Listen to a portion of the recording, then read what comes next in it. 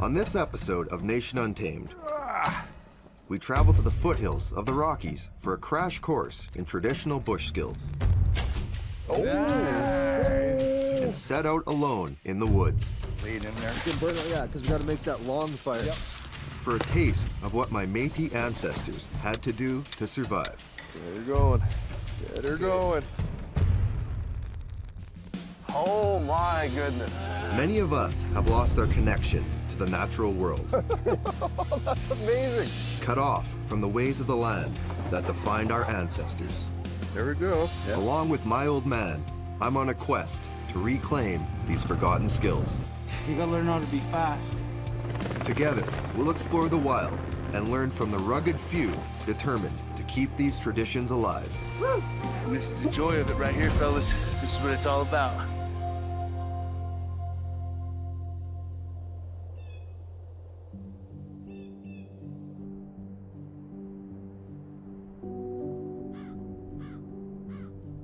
These nice deer. Oh, I see her. Yeah. I've been coming to my dad's rural Manitoba trapline since I was a kid. If I didn't grow up with him, I wouldn't know any of this stuff or have any interest in it. Oh, that's a big piece of jerky. I'm Métis like my mom. My dad is Ukrainian-Canadian. I've always liked the Indigenous lifestyle. Oh yeah, he's gonna be chewing in there for a long time. Everything goes back to nature. He's a true bushman, and I've learned a lot from him about living off the land.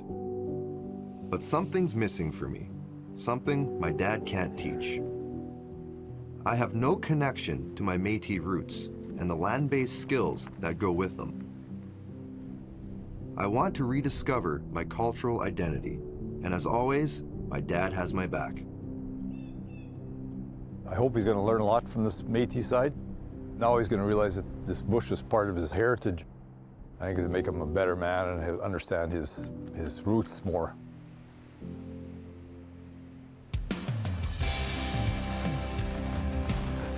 It's time to reconnect to my lost heritage, so me and the old man are setting out to learn from those who are still doing things the traditional way. Hopefully I'll learn from them and discover a bit more about myself in the process. Our first stop on the journey is the Alberta foothills. This is the gateway to the Rockies, where the boreal forest and mountains meet. It's home to Nakota, Cree, Saulteaux, and Blackfoot First Nations. It's also where you'll find the Painted Warriors Ranch. Here, Métis sisters Tracy Kettle and Brenda Holder teach traditional bush skills rooted in Indigenous teachings. It's the ideal place for Chuck and I to prepare for the adventures that lie ahead. My area of expertise would be archery, wildlife identification. We also do backcountry horseback skills, including kind of riding, packing, fun stuff like that. Yeah. I'm a traditional knowledge keeper of the medicine, and I like to teach everything about it. I also teach many of the survival skills, shelter, food, fire, you name it. Yeah, the medicines I think is a really interesting thing for us because it's, you know, like on the trap line we have chaga, there's Seneca root, there's lots of rose hips, cattails, all these different things. We know that they're good for you, but we don't know why. Well, you know what? I love to share information, so I'm the lazy instructor. You show me what you know and I'll tell you if you're right or not. Well, that's gonna be entirely on him because I don't know anything. Brenda leads us on a hike to look for medicinal plants in the nearby woods. So I guess everything out here has a purpose, eh? Yes, and I think it's very important to understand the purpose of the plants and how they work throughout the seasons, what they offer us and when. In no time, she spots something that looks pretty insignificant, at least on the surface. This is probably one of the most important plants that you can come across for so many different reasons. We'll see if it's got anything left in it for us to take. I saw it's just a weed. Yeah. You know, in my culture, in our culture, there's no such thing as weed. No weeds. There's no such thing. It's just medicine. It's just medicine. Yeah. That's cool. See these little seeds here? this as a survival food is far more useful than berries. This plant is known as plantain, and lots of people think banana? No. Plantain, yeah. Plantago major, or we would have called this white man's foot, because wherever the Europeans came, this started to spring up. And we learned its medicine. We understood how it worked. Is it not an indigenous to North America, or did it come back? It came from contact. Interesting. Yeah. Traditionally, we would call this rattlesnake root. People use it for insect bites and stings from wasps and bees. Traditionally, we would use it if you got bit by a snake. So it can stop and reverse certain poisons. The gift from the plants to us is that they're here to look after us. They're here to watch over us and to take care of us when we need it. We didn't have to walk 50 feet from the fire to come across a plant that has like 5 or 6 different medicinal uses for it that you would never know. But to know that it's like this magical plant is incredible. As we venture further, Brenda shows us that even common trees can have medicinal value. Some of these poplars get really, really white. And the reason is they can actually photosynthesize through the bark. Really? And this is one of my go-to trees for colds and flus. It's good for pain relief and fever reduction and inflammation. That's amazing to think of a tree. I just thought it was a nuisance. And there's it's everywhere. And there's so much. This tree has so much amazing potential behind it. It is super special to me as well. We'll just keep our eyes open for some of this stuff. On our way back, Brenda has us gather some spruce needles for tea, which I've learned is good for the sinuses and respiratory system. For Sam to learn all this is great because it's things that he probably will remember. He was amazed at everything she was telling us, and it'll probably stick with him. Oh, it smells good. Oh, that's great. So in like the half square kilometer that we just walked on the property, I probably learned more about plants in like my entire life. How did you come to know all these things? It's absolutely incredible. Well, growing up with our grandmother, Tracy, and I spent a lot of time with her, and she really taught us to respect the land. It was also ingrained in us that everything that is around us is really gifted to us, and gifts are special.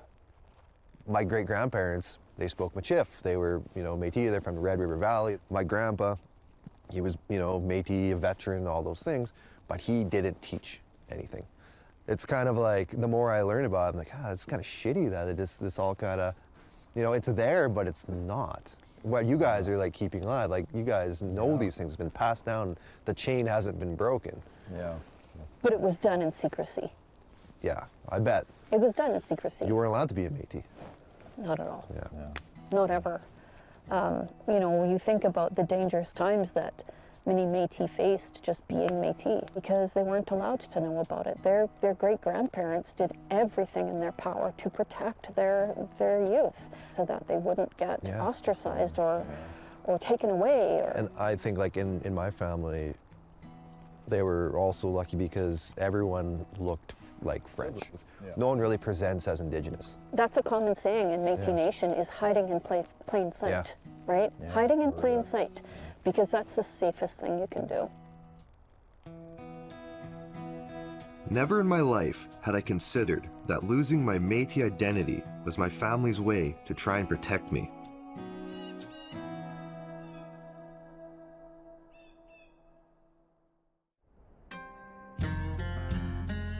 Day 2 at the Painted Warriors Ranch near Sundre, Alberta. Okay, so how deep do you go all the way through? All the way through. Holy cow. Along with their team, our hosts Brenda and Tracy have been giving us a crash course on traditional bush skills. Oh! Nice. There's a good shot. We've learned a lot, but it's time to put some of these new skills to a real-world test. Chuck and I are going to spend the night alone in the wilds of the foothills with nothing but a few meager supplies. Before we set out, Tracy introduces us to an animal that can help us achieve our goal.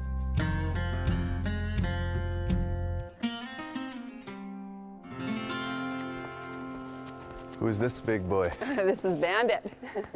So Bandit's going to teach us today how to be comfortable around horses on the ground. Historically, the relationship between the Métis and the horse is one of unparalleled kinship. After being introduced to North America by Spanish explorers in the 1400s, the indigenous people formed a unique spiritual bond with the animal. Horses transformed their way of life, becoming the primary means of travel, hunting, and transporting goods. You know, for us as Indigenous people, it was actually really easy for us to adapt them to our culture, because as hunters and gatherers, we were used to watching animals and watching how they communicated with each other and understanding their behaviors and patterns. I feel like the relationship my Métis ancestors had with the horse was definitely not passed down to me. He won't hurt you. He's friendly. Look at him. Chuck and I are out of our element. Both me and Sam are a little leery of horses. We both had bad experiences when we were younger. Okay, Bandit. It's a big animal, and he could hurt you pretty bad if he wanted to. Big step for me, I'll tell you. It's building a trust with the horse so that he understands that you're a good leader, a leader that knows what you're doing. A pack horse will join us on our overnight survival mission. But first, we have to learn how to lead it through the bush. If you have to go through the forest, you can even give yourself a little bit more line, like so. And sometimes I want my horse a little bit further back, and I can just kind of grab the end of the loop. Okay. Cool. And if he's a little close to me, I'm going to kind of, maybe I'll tell him to back up, get out of my space a little bit. But it all depends on your comfort level too. Who wants to have a little try with this first? It's time to see if I can tap into my heritage and find that spiritual Métis connection with the horse. We'll go for a walk. Yeah. A WALK. When you're leading that horse, just find your path and just trust that that horse is coming with you. It's a lot of trust, kind of a back and forth trust thing. It's key that I learn how to do this properly. The horse is carrying all our gear. If we lose it, we'll be stranded out on the land with nothing. So how does that feel? That was Feels easy. pretty comfortable? Yeah, very Yeah. comfortable. He just gets it, eh? Yeah. Like he just knows exactly what you're doing. Oh, he's so pretty. Looks like we've got more of a connection with these animals than I thought. In this weather, staying warm is key to surviving the night. Building a fire is essential, but without matches or a lighter, we have to be able to start one using traditional methods. All right, I think we're ready. We go back to Brenda for help. One of the things that we want to think about when we're building a fire is we want to think about Tinder, not the dating app. No. Been there, done that. This is really, really important stuff. I could go on for days about the medicine, but it's also a tool. And this is known as true tinder fungus. So I want you guys to pay really close attention to how I put this fire together. Okay. I'm going to use tinder, but you guys could technically use this. Oh, okay. Just by taking your knife tip and creating powder in there, right? And that powder will actually catch a spark, and then you can actually blow that into flame. This tinder fungus is known as chaga, and it grows on birch trees. It's often sold as medicinal tea. The other thing is that we've got some dried grass here. That's another really important piece. And dried grass is abundant even in the wintertime. You can see it's kind of all around us here. Now we need to create the spark. The flint and steel? The flint and steel. And I'll see if I can get some good sparks going off of this. Oh, So a few doesn't little take much. sparks, not really. Now, the motion of this is what's really important. A lot of people will try this. I always think about having a spider on your leg. So you want to flick it quickly, right? You don't want to touch it, so you're just going to kind of kiss it and move it on. Do you see that? So we're getting some good sparks off of that. Using the flint and steel and some char cloth as tinder, Brenda ignites the grass almost instantly. Oh. That's, Jesus. That's amazing. Just like that. The fact that it's windy today is really beneficial. This is where the wind is your friend. So big, long. Oh, yeah. There you go. You got some sparks. It will be up to us to do the same thing, but using chaga as tinder, just like in the old days. So do you guys feel confident that you can build a fire in the traditional style? I think we can figure that out. We could sure try. If a girl can do it. Yeah, that's right. Yeah. With the sun starting to drop, we have to get on the land quickly if we're going to get our camp set up before nightfall. What's his name again? Dare. Dare. Double dare, yeah. Double dare. Yeah. So I would strongly suggest you two work together on this because the bag's a little bit heavier. When you have two people to help do the pack, it's much nicer. Tracy has our pack horse ready for the journey, but we still have to load her up with gear. So which, should the flatter side be the bottom or the top? You could put the smaller side going up to the top, whatever, it doesn't matter. Because then I think it might hold it better. This is not a one-man job. I got it. Yeah. Me and the old man are gonna have to figure out how to work together for a change. So you got it, Chuck? Yep, I got it. Pull her tight. Okay. So we should probably get it up a little higher though. Okay, there we go. Tracy teaches us that balancing the packs is critical. Too much weight on one side could cause the packs to slip or injure the horse. Got her. Okay. Ooh there. Ooh there. Ooh there. Oh, there. That's a packed horse. That's packed horse, guys. Well done. Let's go, bud. Whoa.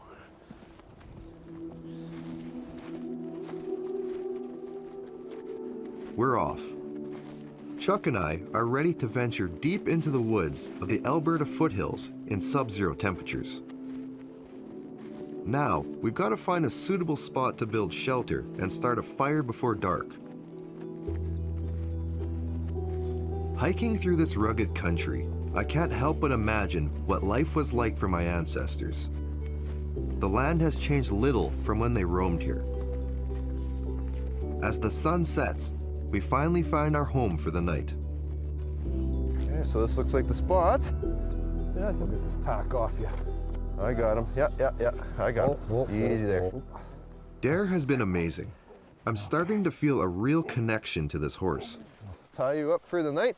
We'll make sure she's fed and watered before settling in. There you go. It's already eaten. So this looks like a good spot. Yeah. Lots of dead branches for Yeah, the fire. We need enough firewood to last the night. Lots of it around.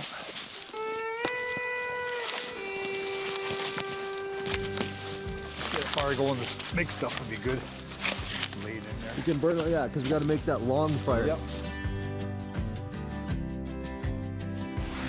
Next, we start on the lean-to using deadfall and the pack canvas. How's it looking? Looks good, except for that one root there, but we don't have an axe, so we'll have to cuddle up against this side here.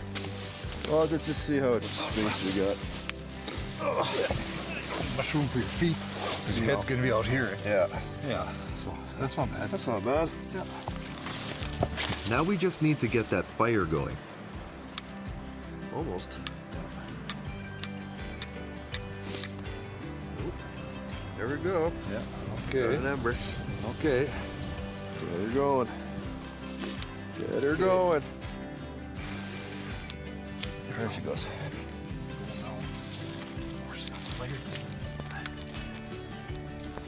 We're all set. Our shelter's solid and the fire is blazing. Now we just have to make it through the night.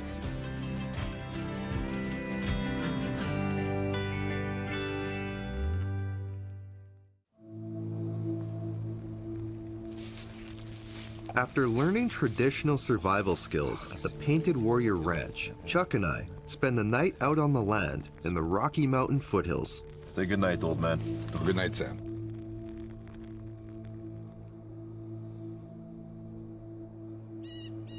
Morning comes fast. Well, I had a pretty good sleep though. It was warm. Yeah, it was warm. It was warm. It wasn't bad at all. The lean-to held up. The fire went most of the night. I stuffed it up once only. That was it. We gotta pack the horse up and we'll be out of here. It feels good to have achieved this and done something that is so closely connected to my Métis heritage. This is an important first step on a lifelong journey. Hey, you guys survived. Yes, Oh, yeah. we did. More importantly, the horse The did. horse, yeah. That's right. Yeah. It looks like you guys My took pretty good boy. care of him. Yeah. Hey? Yeah, he was good. Yep. Hey, how did the fire lighting go? Good. That was fantastic. Who did it? Who did the fire? Well, It Sam was a did the- team effort. I It did was the a team effort? Yeah, I held the grass. I did the and flint, wood. he did the grass, and Well, I hope you feel a little bit more connected back to the culture and your traditions. And yeah, no, this is probably learned more about the way Métis lived in the last couple of days than I have in the last 30-some years. Brenda and Tracy invite us back to their beautiful property for a much-needed hot cup of coffee and a chance to discuss everything we've learned. Thank you guys so much for having us out here and showing us all these different things and all these different skills that I had no idea about. you know, Sam, I think this is such a fantastic journey that you have you've started on. It really does my heart a lot of good. The land connection is just so vital, and it really is our lifeblood. And this is probably the best way for you to go about re-exploring who you are as a Métis person through those land connections. I think the more kind of you learn and kind of ground yourself, it almost kind of feels like you've found your way back home somehow. Our time at Painted Warriors Ranch is over, but the memories and teachings we've learned will stay with us as we explore the untamed natural world and the people of the land who still thrive within it. The Canadian prairies, one of the most fertile farming areas on Earth and home to diverse ecosystems and wetlands. 200 years ago, this region was teeming with bison. Herds more than 1 million strong covered the plains. They were the lifeblood for the First Nations and Métis people, my ancestors, for generations. Well, at one time pushed to the brink of extinction, there's been a resurgence in recent years to re-establish new herds and introduce them to their native habitat. Thanks to a partnership with the Nature Conservancy of Canada, a small herd has found a new home at the Key First Nation here in eastern Saskatchewan. So there's the buffalo, eh? How many are out there? We have 20 head. Every morning I come out here, I count them. Yeah. Every day you'll see vehicles parked here, counting, watching, That's good. just Lots of appreciating them, interest. eh? Yeah. Yeah. This is Clinton Key and Richard Horde. They've been instrumental in starting a bison ranch in their community. Used for both conservation and harvesting, it's already had an impact on many levels.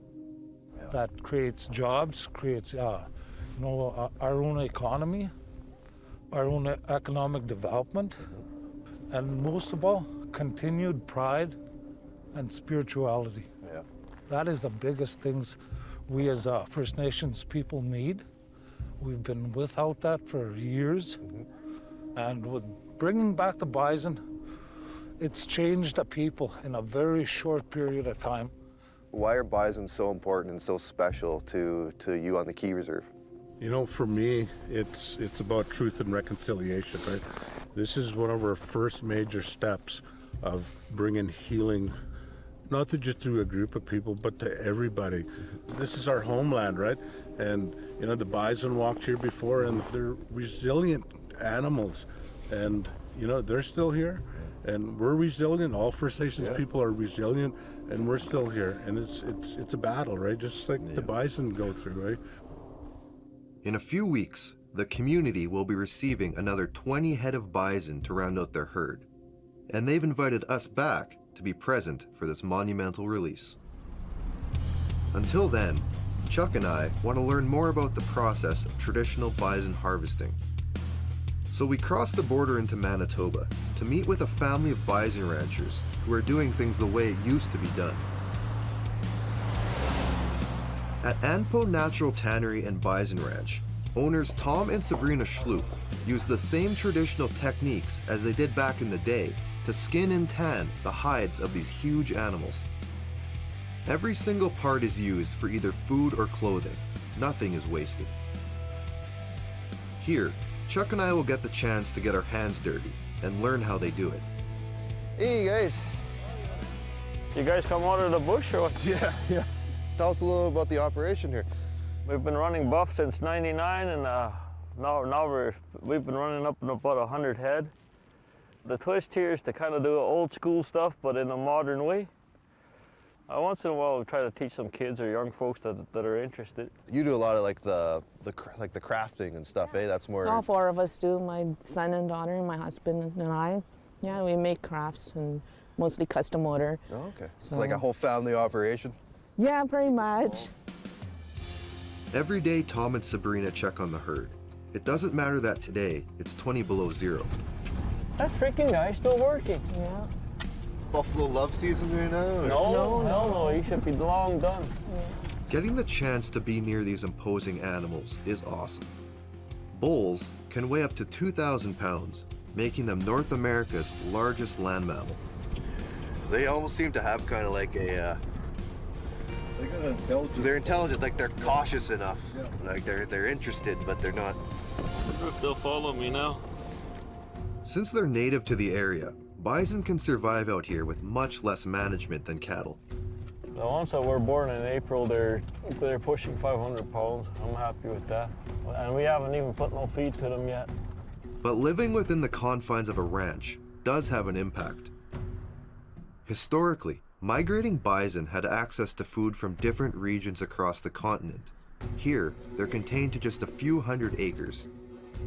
I'm gonna put mineral in this thing here and go from there. So Tom and Sabrina have to recreate a wide-ranging ecosystem to sustain a healthy herd.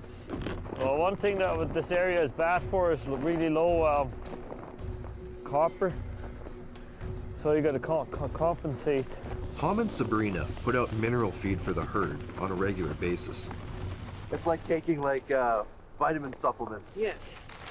This is a modern-day workaround to make up for the fact the herd can't roam the prairies like they once did. They usually graze like millions and millions of miles, you know, from the north to the south and migrate back and forth. They had a lot of forage to go through, and here we are, and we have to mimic that. Until they were nearly wiped out, tens of millions of bison roamed the continent from Alaska to Mexico. Herds were constantly migrating to different areas depending on weather conditions and the availability of food.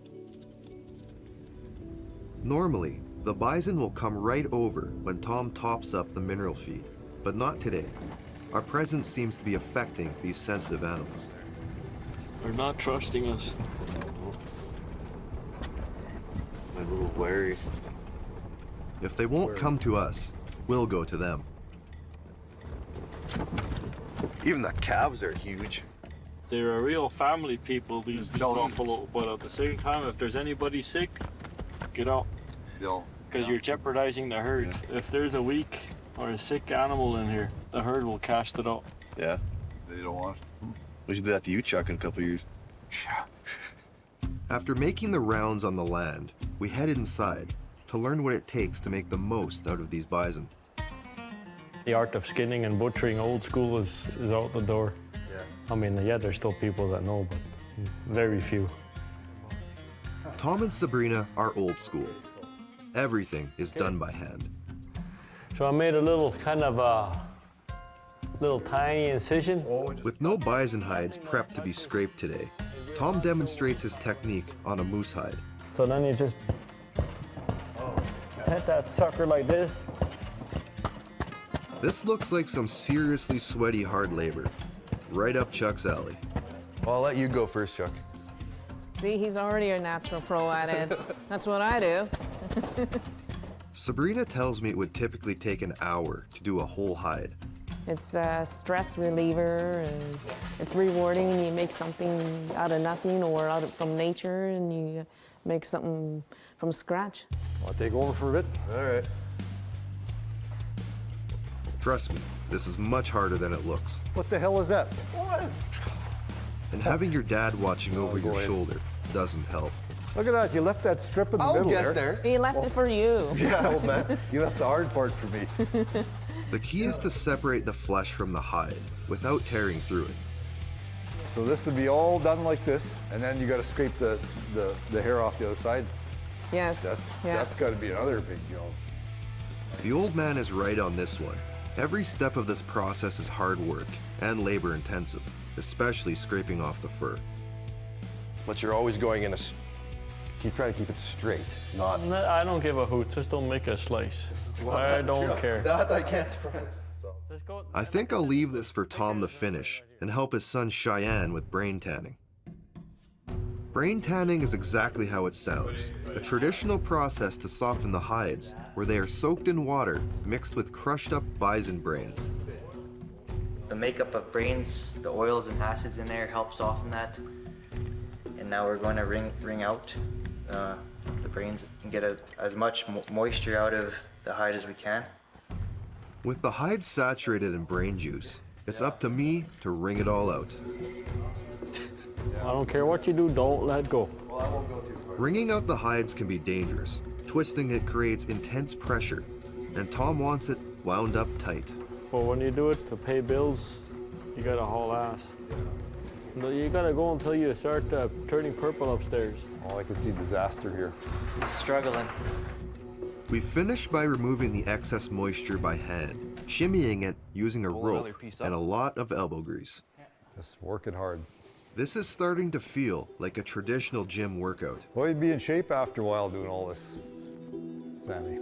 Upon completion, the hide will be soft enough to make clothing that's both durable and comfortable. The payoff is well worth the effort. Both Cheyenne and Sabrina are skilled craftspeople, and the results of their hard work are breathtaking. Being here has given me a new appreciation about the intense work involved to do things the traditional way. Soon, I will find out what it's like to harvest one of these mighty bison firsthand.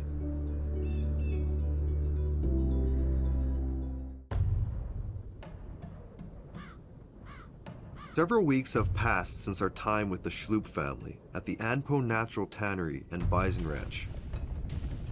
The onset of winter and cooler temperatures means the bison's fur is at its thickest.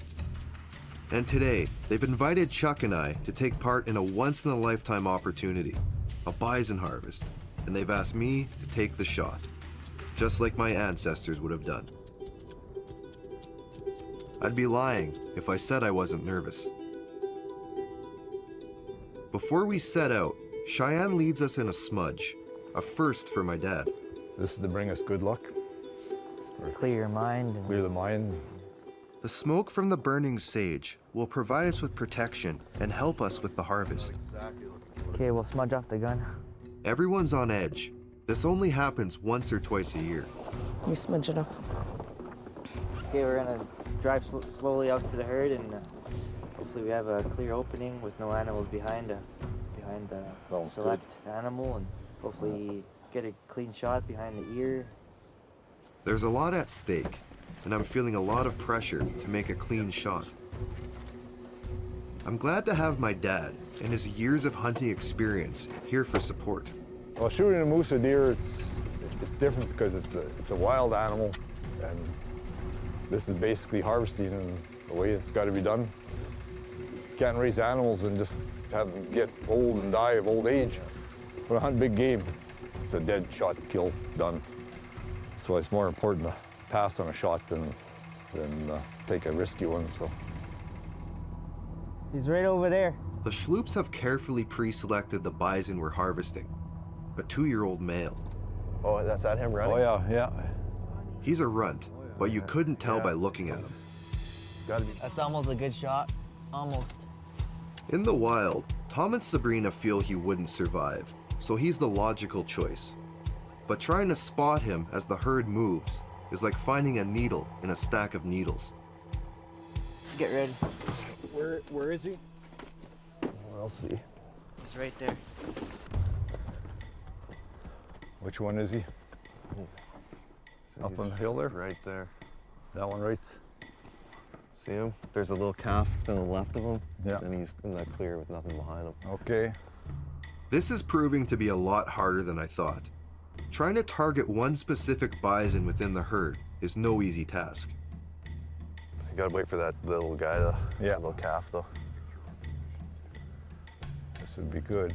Maybe the shooter stays in the back, Sit in the back. in the box. I need the perfect line of sight. A miss could maim him or hit one of the other bison. Kind of don't want to wild him up anymore, but we got to get closer and hopefully get that shot.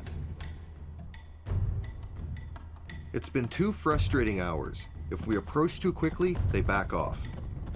Any sudden moves spook the herd, forcing us to start all over again. You guys ready? Oh. Oh, now he's walking away. And the longer this takes, the more nervous I get. No, you can't be nervous. You just, once you have your opportunity, don't wait. We're running out of time. If it's going to happen, it needs to happen soon.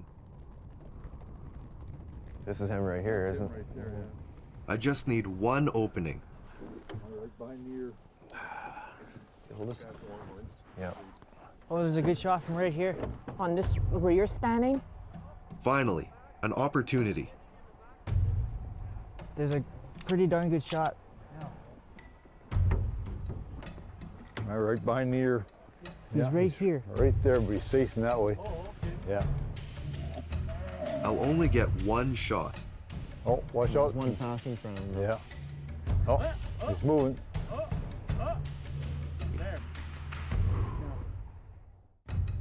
At the Anpo Natural Tannery and Bison Ranch in western Manitoba, I've got my sights set on harvesting a bison. Oh, he's moving. Just like my Métis ancestors once did. Now. This could be my only chance. No. Now. No. Good. Oh, Oh. he's down. Okay, jump in. Hop Oh, there, Okay, right done. on. Gotta get it. Come on, get in. Oh, I think he's done. That was a rush. It looks like a direct hit, but we won't know for sure until we check on him. Good shot, Sam. I can't believe I killed a buffalo. This is a bittersweet moment. I'm relieved, but a bit sad to have taken the life of this magnificent animal. I placed tobacco on the fallen bull to make an offering and honor my first bison. You did good. Can't stop shaking. It's quite an animal, eh? Cheyenne offers me a final toast as we take a sip of the bison's blood. Well, I guess there's a first time for everything. Skull. We are now forever linked in an experience that will always be with me.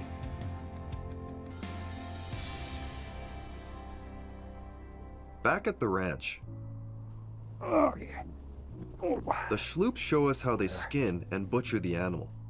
I just hope you didn't screw up on this old-time cut. It's comforting to know that every single part of it will be used for something and feed so many people. There's still a little bit of a thing where they say you're not supposed to make business out of this. That's too sacred. At the end of it all, if you're gonna need to start a tractor or buy hay or fence poles or any of those things, You gotta make money somehow. you have to kind of find a happy medium. Yeah, it's kind of like an insult to the bison if you don't utilize everything out of them. You know, you just can't let them graze on the land, and you don't make stuff out of them, the meat, the clothing, and the jewelry, and everything utilize out of the bison. And I think they appreciate that more, and it makes them have a good purpose in life. What would you say to somebody who's has an interest in this but doesn't know how to get into it? We'll talk to the people that don't talk. Quiet people, get to know them, have a tea with them. And if you learn one thing walking out of there, then you're already moving forward. And then if they see you as a friend, then they'll talk to you more. It's inspiring to see how the Schloop family works together, doing things the traditional way, the hard way, and thrive while doing it. My time here has given me a new respect for the bison and my ancestors who relied on them for survival. It also fills me with hope as we drive back to the Key First Nation not far away in Saskatchewan, where they are about to unveil a bison ranch of their own.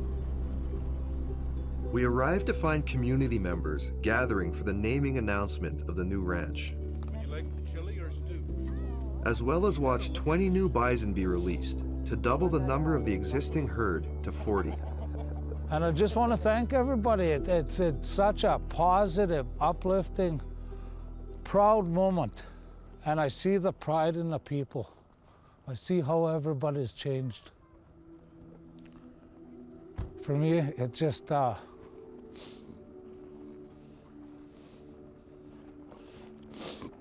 It's good. you know, just something that needed to be done. The name of the ranch is Noko Miskote Pisiki, which translates to the grandmother's buffalo. This came from a lot of talking with our elderly grandmothers. I was raised by my grandmother. A lot of us were, and this will live forever. Same as a bison. There it is, guys. That's our new buffalo ranch. This cattle truck contains 20 bison who are finally coming home. All First Nations people are well on their way to finding healing. It is here that we are one step closer to reaching that plateau. We, like the bison, are resilient, and we have fought for our survival, and we are still here. The Plains bison are a big part of our lives, of our traditions, of our culture. Wow. And once again, our footprints will be with the footprints of our ancestors and the bison. We can look at today as a beginning, a new beginning.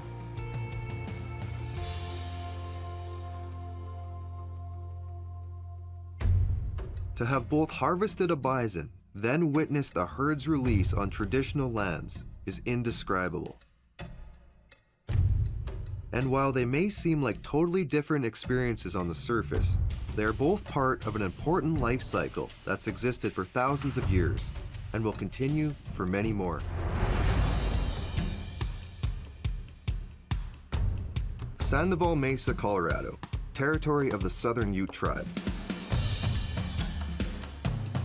Historically, the Southern Utes inhabited mountain ranges throughout the Southwest. Today, their land base has been reduced to small checkerboarded sections, but there still exists a few untamed areas where tribal members can access the land. Bow hunters Muzz Pinnacoos and his son-in-law, War Cassius, are among the few that still hike these mountains in search of food. And there's one animal native to the area that truly captivates them: the cougar, or as they call it, the mountain lion. And their connection to this apex predator runs deep. It's elusive, it's a powerful animal, it's very secretive. It's a survivor, definitely. They hunt them using a traditional bow and arrow.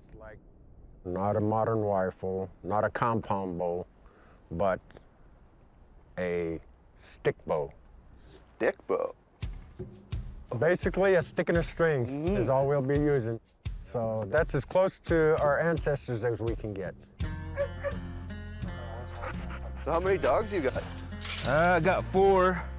Tracking these elusive cats is extremely difficult, so War uses dogs to sniff them out. I love that. So this guy's half redbone, half bloodhound. He's our 1.5 years. We expect good things out of him. This is our old guy. He's about 6 years old. Yeah. Once these highly trained canines sniff out a cat, they chase him up a tree in a process fittingly called treeing, giving the hunters a chance to take their shot. It's definitely not a traditional form of hunting. It's a European thing, really. I mean, you know, it's not really a native thing. I just picked it up just because I like watching a dog work. Taking that from a puppy and then training it to, you know, not chase elk and deer and turkeys and just focusing on cat, feline, you know. The way these guys work is usually whenever they feel they got a good scent, then they'll start talking. This hunt's going to be interesting. It's going to be a very physical thing. I'll be giving Sam CPR probably, because he's not as good a shape as I am.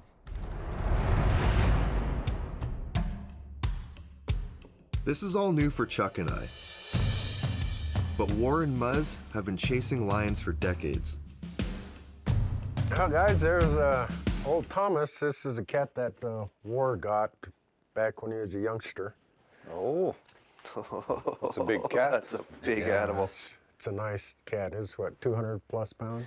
200 pounds, empty stomach. Oh, like, look at the paws on that thing. 9.5 feet, tip of the nose, the tip of the tail. Muzz and War are subsistence hunters and harvest these cats for their meat. But it's not for everyone. In traditional ways, the Navajos, the Dene people, they will not eat the meat. Me being the half-breed I am, you know, again, I can make that choice for myself. And yes, I have eaten lion. Even though Muzz identifies with his southern Ute roots, he's at times struggled with his mixed blood heritage, something I can relate to. My family, mom's side, Métis. That was a dirty word. Yeah. People didn't want to be Métis, and now people are kind of like embracing it and being like, hey, I'm not a half-breed, you know, or whatever. That's why I'm proud of who I am, because I come from history, you know, from the beginning. It's who you are as an individual and what you, this guy right here, makes of it, you know.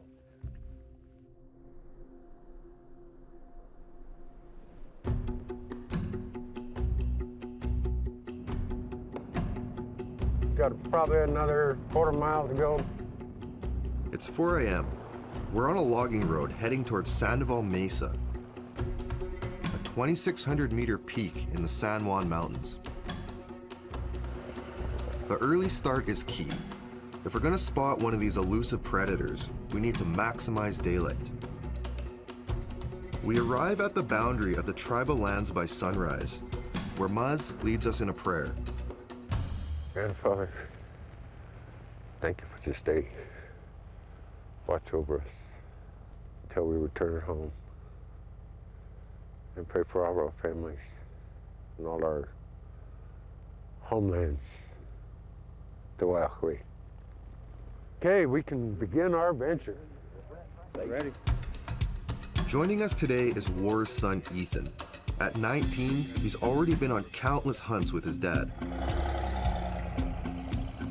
We can use the extra set of eyes, because if we're gonna find a cat, we need to first spot their paw prints in the snow. Here, kitty, kitty, kitty. Where you at? We're looking for signs of a large male. Females, you know, she'll have a little designated area. There's a lot of rocky areas in here. So she'll hunt this area and she'll just kind of stay in this area where that male, he's gonna travel. He's gonna go from Pion and then come back and go into Vega or Deep Canyon and come back. As we scan the area, spotting mountain lion prints seems impossible. It will take a trained eye to find what we're looking for. Just one little paw print, we'll take care of it from there.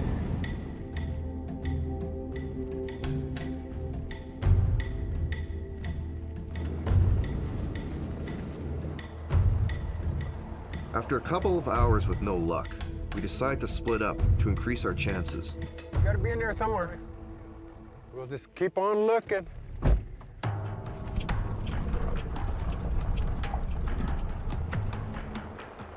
Muzz and Chuck head to the valley, while we continue our climb up the mesa. And we're definitely looking for a needle in a haystack because, you know, there's a lot of country and you would think, man, this is prime. How could we not just find 3 or 4 different cat tracks out here? Finally. Oh yeah, we got a cat track right here. War spots something. Let's check this out. Let's see what we got here. Oh yeah, you can see that's a cat track for sure. See how it's a teardrop type thing? Yep. And it's clean. There's no drag marks. Nice. See the toe marks in there, back pad. So that's a mama right there with the cub. We got a mom with the cub here crossing the road. And it's going down towards the middle part of Sandoval, towards that bowl.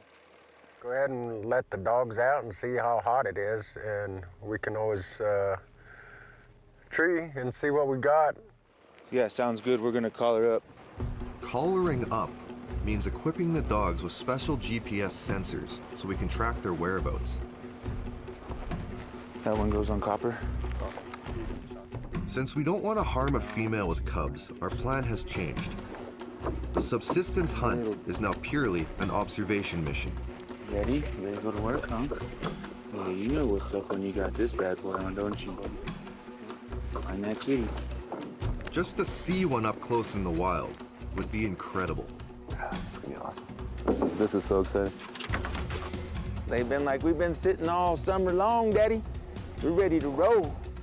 Come on, hold up, Dan. Pull me down that mountain.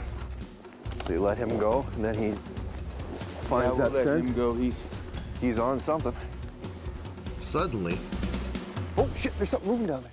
There's a lava line right there. Yeah, and so you can hear, so they're not going off quite yet. 2,500 meters above sea level at Colorado's Sandoval Mesa.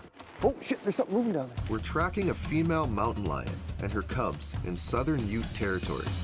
There's a lava line right there. Or is that the other dog? How many dogs are there? Yeah, one's already loose. Oh shit, okay. That was a misfire. Okay, I jumped the gun on that one. But the prospect of getting close to one of these animals has my adrenaline in overdrive. I'm super jacked. I don't know if it's the altitude that's making my heart beat this fast, but I'm really excited to see what happens. War spots more tracks. We're hot on the trail. It's a good track. Wow. And up out here on the east side of the reservation, we get a lot bigger animals. You got bigger elk, you got bigger deer, you get bigger cats. While we track this cat on foot, Muzz and Chuck have moved to higher ground to scan the hillside. So those guys are on the other ridge, I guess. Yeah, come on that other ridge. Say those cats are down there, like how long does it take them to, whether they just settle in someplace or will they move around? Or? Well, it depends. All depends what they're... Yeah, if they hear the dogs, they could jet out and, you know, get a different direction, head back up, they go back down, towards up. us. Yeah. So you just got to let the dogs work and, you know. Just keep track of them. Yeah.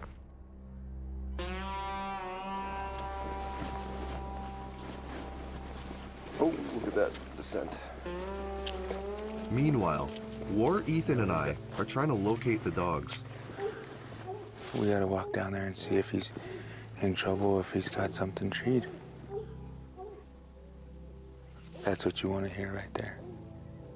That's a good sign. Yeah. War knows these dogs well. He can tell what's going on by the sound and frequency of their bark. Yeah, let's walk down there. Let's see what we can come up with. This could be good. I'm excited, man. I'm keeping my camera at the ready. If we do find a cat, it's one shot I don't want to miss. I am not a good athlete. You're all right. You're doing a good job. You're doing a good job. Ooh, snow down the back of the shirt. Ooh, that's cool. Might be something down there, eh? Yeah. Are they circling? We can hear the dogs off in the distance. Yeah, so she might have a kill down there. I see them right there. But getting to them is another story. Hiking these steep hills and high elevation is exhausting. You gotta push yourself. Like, we are not used to this. Every step feels like 3 steps. You can feel it in your chest, you can feel it in your legs. And this is very, very unforgiving terrain. The altitude, it's super slippery with the snow. This is a real tough slog. While I try to catch my breath, War is in his element. I love this. putting your body to the test, your mind to the test, and just making sure that you still have it. And I don't think I'll ever stop doing it. The effort to do this is insane, man. Like, these guys just go and go. Very, very impressed with their drive. You know, I'm finding myself lagging pretty far behind. Finally, we get to the dogs. No, not me. But still no mountain lion. Find it. Come on, Junior, find him. On the other side of the ridge, Muzz and Chuck make a startling discovery. That's a pond. That's something that a lion would kill. It's the mangled carcass of a young mule deer. The lion probably buried it though, eh? Yeah, the lion, she had it buried. See right there. That was a little buck. Checking for teeth marks. Yeah. So you can see all the hemorrhage right there. Yeah. That's where he grabbed it.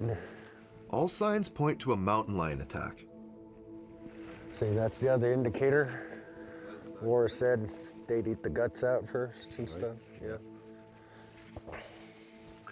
See, if you notice, see how all of this has been buried? The gut bag or the stomach. Mountain lions often hide the carcass, or parts of it, to feed off for up to 10 days. Kill the fawn. Telltale sign is it getting buried. That's definitely lion business. Back on the dog trail, things aren't getting any easier for us. Boy, oh boy. The dogs, you think they've got a scent, and they can spend 10 minutes circling around a place where the lion, maybe slept or went to the bathroom. And then you get there and there's nothing and they move on to something else. So, man, it's a game of cat and mouse. The tracks reveal that the female lion is now on her own. Her cubs are likely hiding nearby in a safe spot. All we can do is keep following her trail. That way looks easier. The problem is, we're running out of daylight. It's 2:30, and we're trying to beat the time. The road's right up there. It's a ways. I mean, we had to make sure the dogs were following what we started off on, and we're trying to beat the sun. I mean, we got another hour and a half before we really have to decide, okay, we need to either make it back to the truck or sit there and make a fire and, maybe come pick up the dogs in the morning. And to make things worse, we've lost radio contact with Chuck and Muzz, and they're getting worried. Hey, Kathmandu, you got your ears on out there? You see, as soon as that sun dips over the hill over there, you just see the temperature starting. Oh, yeah. Yeah, you can feel it out there already. Yeah, yeah. If you copy, we can't go back uphill. We're gonna go south. If you can copy, we're going south. We don't hear their message, but we do hear the dogs. And it sounds like they've found something. They're going. That's Copper, the one that has that squeaky noise. This could be our last chance. This is the way they came. They're down in the valley. And the only way to get to them is to slide down a mountainside.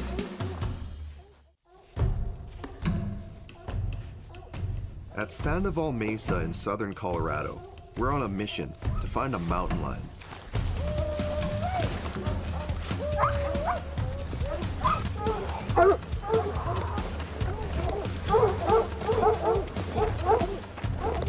Good boy.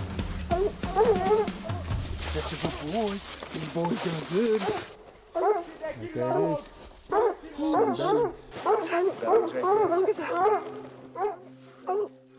I can't believe we finally tracked this large female.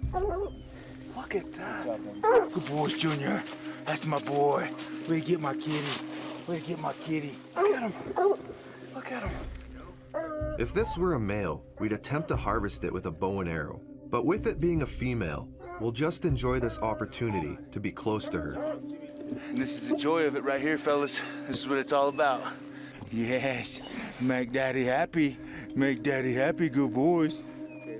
You put in the work and you get the joy out of it. We earn this. Yes, sir. We earn this 110%. Yes, sir. To be this close to a cat this size and to share it with War and Ethan is something I'll never forget. Good job, man, tracking that. I don't think they will either. Not everybody gets to do this, so I feel so privileged. I mean, it's like, again, I don't need to shoot this thing. I look at it and take some pictures, and I'll remember this. I'm with my oldest son. There she goes, there she goes. I'm with you guys. These are the things that you'll never forget in life, you know? We become brothers. Like Muzz said, we're all different, but we're all the same. So we become family, you know? And it's just one of those things where it warms the heart, you know? You got it.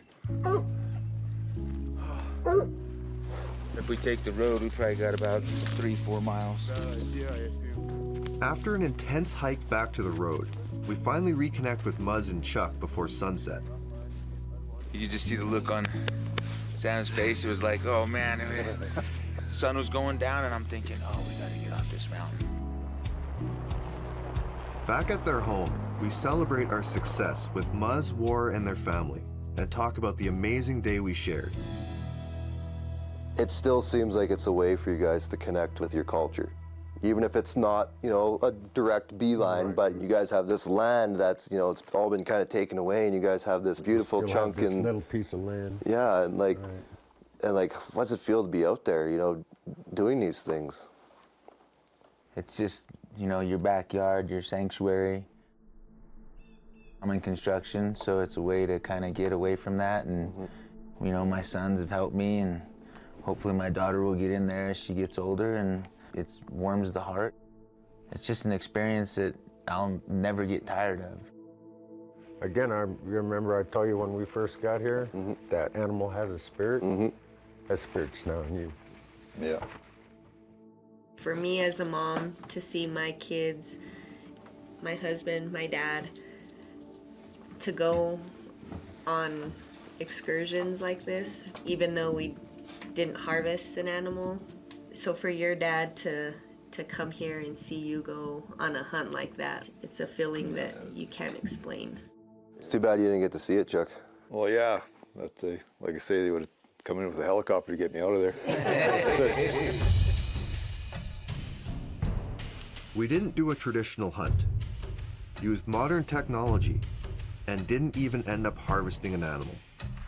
And none of it matters. Because it's not about how you experience the land, it's about simply doing it and sharing it with your family and others. It doesn't get any more authentic than that. Northern Saskatchewan is home to sprawling boreal forest and majestic lakes.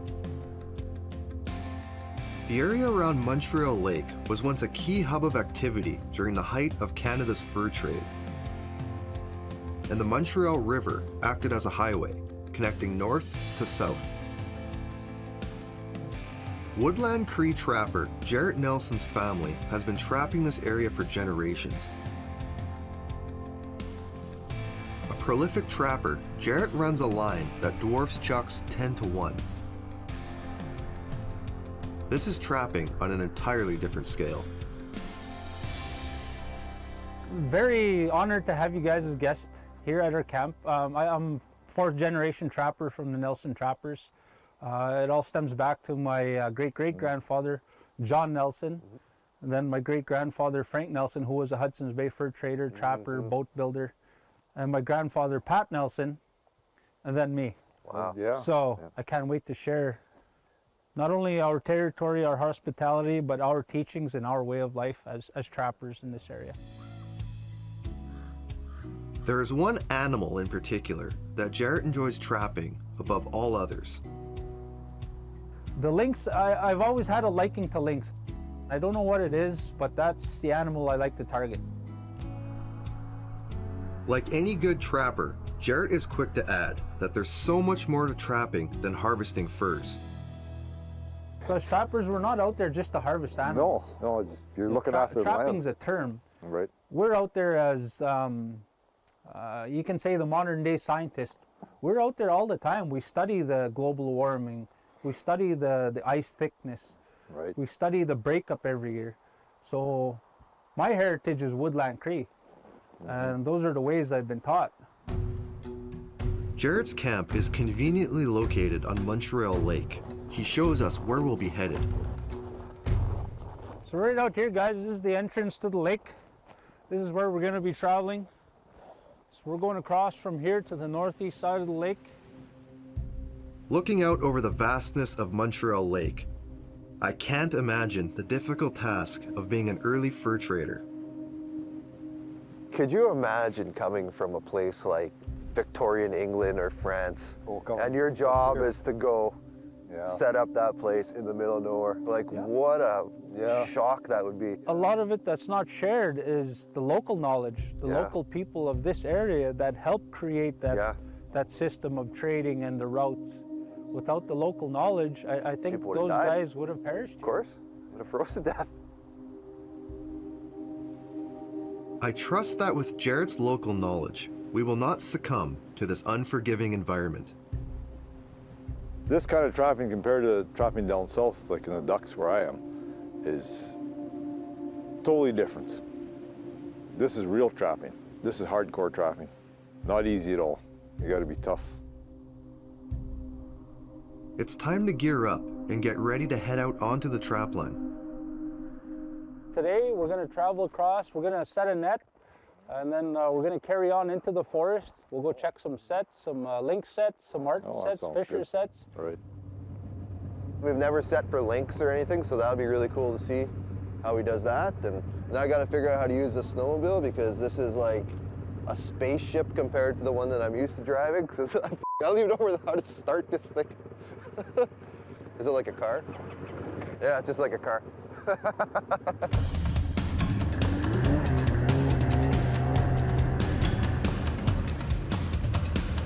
With a potentially embarrassing moment averted, our convoy of snow machines rumbles across Montreal Lake.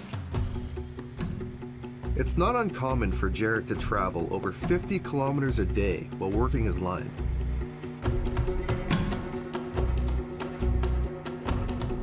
But before we get to the business of trapping, there is the business of fishing. Let's we'll get the gear out. In addition to trapping, Jarrett also commercial fishes, and every fish has a purpose, including being used as bait for his traps. The pike, the walleye, and the whitefish, we'll process all of that, we'll clean it, we'll fillet it, and then we take what we need and we share with the rest of the trappers and families in the area. So we all take care of each other. We will be setting the net across the mouth of the Montreal River, a natural funnel for fish. Before he starts chiseling the hole, Jarrett puts a pair of net fishing rookies to work. So I'll get you two gentlemen to pull on one float line and one lead line. Okay, and we just sort out the net out that way? and just pull it back that way. A lot of net. That's a lot of net. That's gonna be interesting pulling this thing.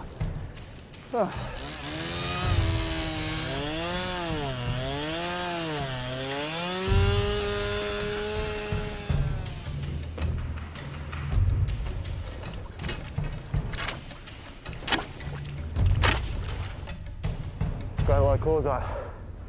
Sweating. Sweating big time. Okay, let's go help Chuck pull the sides apart. This isn't something I think we'd be doing during a trapping show. It's a different kind of aspect of life. Yeah, it's good. With a bit of difficulty, Chuck and I successfully lay out the net before Jarrett sends it under the ice to hopefully retrieve a bounty of freshwater fish.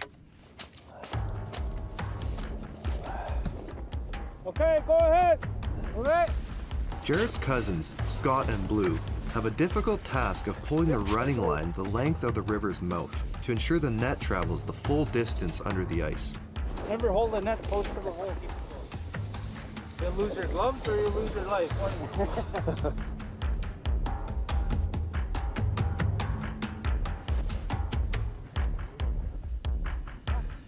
Keep going. Almost at the end here. A little bit further. Yeah. All right. That's good. Just like that, eh? Done deal. Well, I can scratch that off the old bucket list. We will return tomorrow to check the net, and hopefully there will be lots of fish.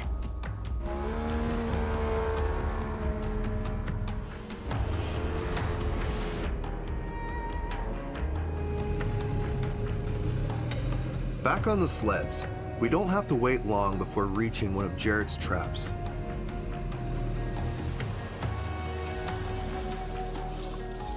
It's not a lynx, but still a good start to the day. We got a fisher in a flip-up set. Boy, look at that, eh? That's a nice fisher. And it's just a counterbalance. Oh, the log and the cool. weight at the back. Oh, okay. I've never seen anything like One that. of the many reasons we do this is to keep our pelt. So it's a nice pelt that's going to be undamaged. So I'll get a lot better price for this. The flip-up sets use basic physics to trap animals. He's got the trip snares, which are nice. I've never seen that done before. And it'll hoist the animal up so it doesn't get chewed, and it's a quick death. So it's good. So just put your sticks right up in there. As our day nears an end, we set a few more traps. And all we do, guys, is basically just block it off right here. And check the last few remaining sets on this part of the line. Oh, hey, we just get it. See that guy go. So there he is, look, just flattened. And I bet you he lasted probably 30 seconds. We may not have been successful in trapping a lynx today, but both Chuck and I have learned a lot from Jarrett, who has a little culinary surprise for us when we return to camp. This is fresh lynx meat from our catch yesterday.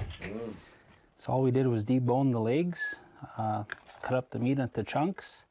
It has the same taste, same texture, and it's a white meat just like chicken, so we call it bush chicken. That's good. I think you could serve this to anybody and tell them chicken, and they would have no reason not to believe it. No clue. No. When you stir fry, you can serve it in a restaurant, no difference. A fitting and tasty end to our first day on the trap line. We'll be back out early tomorrow for another chance at catching that lynx.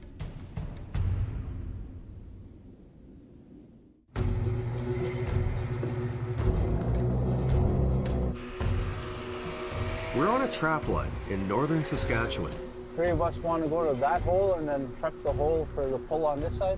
learning the ropes from trapper Jarrett Nelson. Okay, gentlemen, so what we're going to do today is we're going to check the net only an inch overnight. As you After a can see. good night's rest, Jarrett has us back out on the lake at the crack of dawn to pull the net we set 24 hours earlier. Okay, Sam, you want to use that anchor pull and then just kind of hook that line after Chuck cleans out the ice. A little deeper, a little deeper. Okay, pull, straight up. There you go. And that's our anchor line, and our net is attached to that. And here's our anchor. Oh, great. So now we proceed to that end where we start. Then we just start pulling up fish. And we're going to pull fish off. All right. With the line located, the fun really begins. We move it right back, just walk back. Oh, where's the sucker?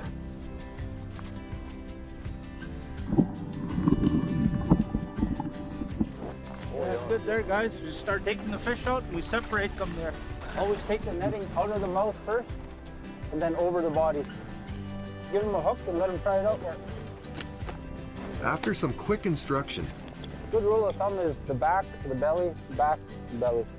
Yeah. Chuck and I are put to work, removing over 100 pounds of pickerel, pike, whitefish, and sucker from the net. Oh, there you go. Just like that.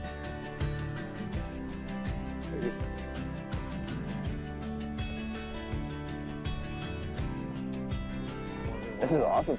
What I like about this is because I've spent 30 years watching trapping and helping trapping. I've never commercial fished or done this before, so This is real special, real interesting. Yeah. I love fishing because it's just so nice and quiet. That's why I like it. Meanwhile, Jarrett is putting on a filleting clinic, working at breakneck speed. This deep pike called debone as well. The pike, pickerel, and whitefish are cleaned out here on the ice, while the suckers will be used as bait and dog food. You gain this skill quick. You gotta learn how to be fast. The head, cut it off, and boil that.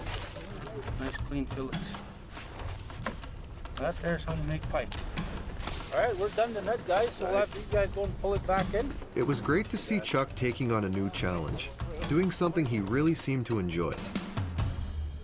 My saddest thing was to see the end of that net come out of the water, because I was getting into it and Sam was, we were enjoying it, and then all of a sudden there's 100 yards of net, and that was fun to take. I could do that. That's cool. That'll work, right? Until you've done this about 5 or 6 times, eh? The fish we caught today will not only go to feed Jarrett and his family, but they will also be given out to local elders. Something I'm really starting to appreciate. Take care of one another. Okay, go guys.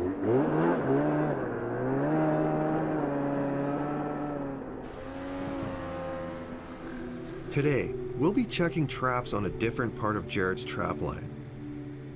An area that's a hotbed for lynx. If we do get a lynx today, of course, that'd be really cool, because like I said, we don't trap lynx. I've never seen one caught in a trap before. So that'd be exciting, you know. That is the name of the episode after all. In addition to lynx and fisher, the northern boreal forest provides a bounty of other furs, including pine marten, a fur that used to be in very high demand. If this marten now were to go to auction, what do you think you'd get for it? That one there in the auction house, that would be a large. So looking back to the last auction results, that probably went for about $30 average. What do you think it would have went 5 years ago? 5 years ago when I was trapping, that would have went probably for $110 US. There are many factors affecting the decline in fur prices, and according to Jarrett, there's one in particular that has done the most damage. I guess the whole movement against cruelty to animals, that's affected us as trappers big time. That's probably one of the biggest factors that have affected us as people living off the land and trapping to sustain not only our livelihood but our traditions. If we look back in history, Canada was built on the fur trade. Not only was this our food, but it was also currency. I'd like to invite those people out here that have something to say that's different against what we're doing, because only until they experience what we go through and what we live through out here, they'll know and understand the importance of why we do what we do to survive. Yeah, well, it's the concept of, walk a mile in someone's shoes. Yeah, that's true.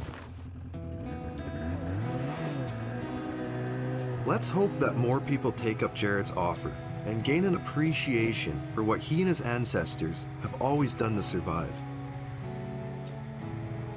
After a short ride down the trail towards our next trap, Jarrett notices something. Right here is where I seen the tomcat come across. You seen where he had sat on top of the hill for a bit. We cut our track. Now look at this. Look at the size of those prints. Yeah. Those are nice. That's a nice tomcat, and that's probably 2 days ago. Now the great thing about this is we still have some more lynx sets just down the trail, and I'm hoping we get one there. Jarrett suspects the tracks are from a big male, known as a tom, who is active in the area. You just look at the tomcat, like I've got fairly big hands, and if I put my hand print beside that, now look at the size difference. Like this is a big lynx, and this is a prize catch. If we can get this one, that'd be worth the trip of any trapper.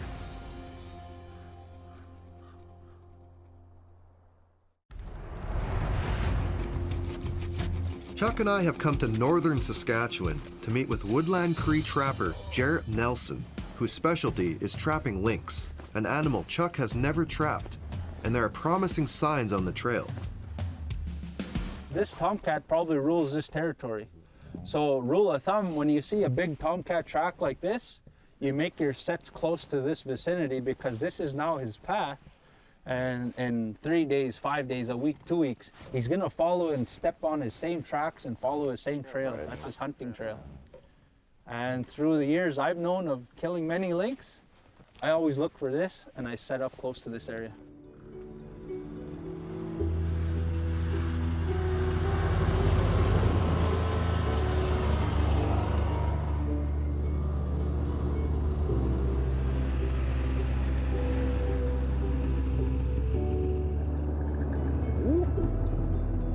Hey guys, come on up. We got a lynx here. Oh. I don't think we traveled more than half a kilometer. Oh my goodness. Holy. We got a nice lynx here, guys. Wow. Yeah. He matches that track, I think, eh? Look at the pond. Oh my goodness. Unreal. That heavy end has to be lifted up. Remember the flip-up trap? It's proven invaluable once again.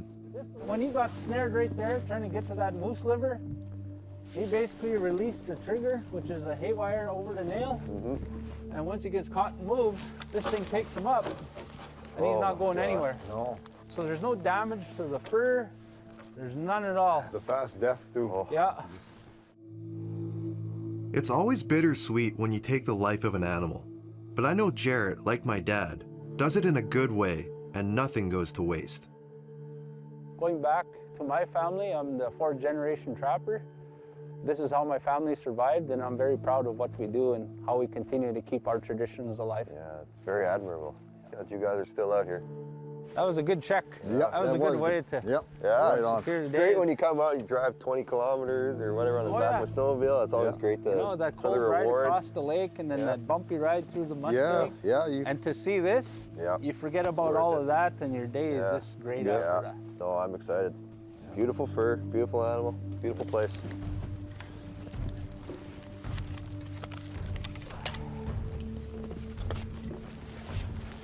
So this here, guys, is a traditional trapline kitchen.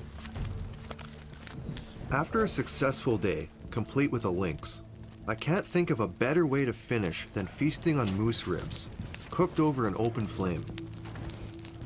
Having that disconnect from this lifestyle because of where we live, our jobs. Many of us as First Nations people are also disconnected. And that's one of the biggest reasons why I continue to live this lifestyle, to show people that our culture is still alive after everything that's happened to us. That is why I take my family's heritage so seriously. The traditions I was taught, the values, and especially the respect. You know, and I shared with many others, if you don't have love, courage, or respect, you shouldn't be trapping. You shouldn't be in the bush. If people like Jarrett don't take up the job of keeping their culture alive, the consequences could be irreversible. That's how cultures die. You know, not just Indigenous cultures, but any, you know, like Chuck is Ukrainian. He was never taught anything.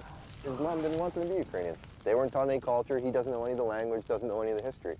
And same with me, you know, like I don't know that, and plus I don't know any of the Indigenous history in my family outside of what I've managed to scrounge through the records or hear from, you know, older family members. You know, my grandpa spoke Michif, but he didn't teach anybody because what was the point? You know, in their eyes, it was like, no, just be a Canadian. You can pass as white. You're French. So now you're relearning and reconnecting with your past, which is your heritage, with your dad's side, with your mom's side. And then we have to find that happy medium.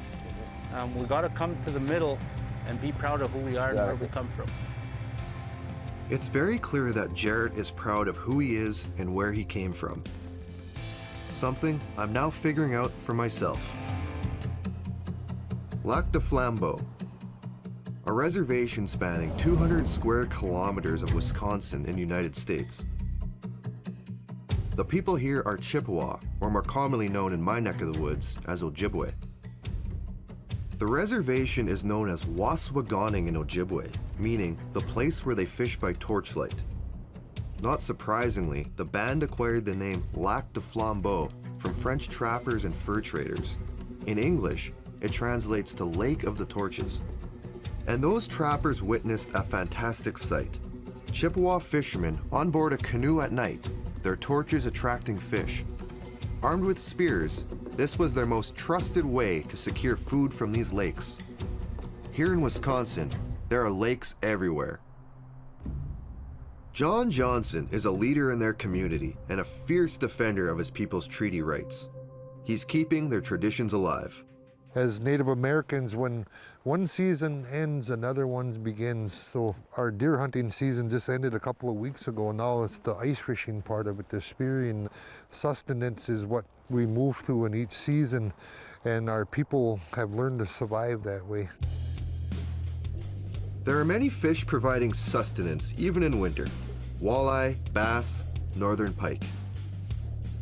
But the fish they're looking for the most is the muskellunge, known to most as the muskie. So that's an example of a muskie that's in these lakes? Yes, sir. This is one of the muskinooge. That's the Ojibwe word, muskinooge, for our muskies here. A natural apex predator of freshwater lakes and rivers in Middle America and both sides of the Great Lakes into Canada, muskie have been known to grow up to 6 feet long. And they still get a lot bigger than what we have here. I feel like I'd shit myself if I saw that coming out. Yeah. Well, I can't see you throwing a spear at something like that.